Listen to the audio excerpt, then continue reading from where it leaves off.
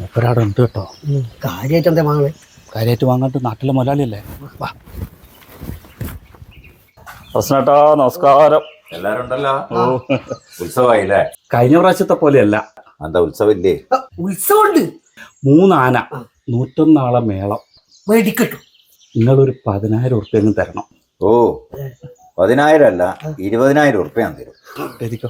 എഴുതല്ല, ഞാൻ പറയുന്നേക്ക്. ആദ്യം ഈ 3 ആനേനെ കൊണ്ടുവരാനുള്ളത് നമ്മൾ ഉപേക്ഷിക്കണം. ആനയെ ഒഴിവാക്കാം. ഒഴിവാക്ക്. പിന്നല്ലാണ്ട് അത് ആനയില്ലാണ്ട് ഉത്സവം നടത്താൻ പറ്റൂലേ?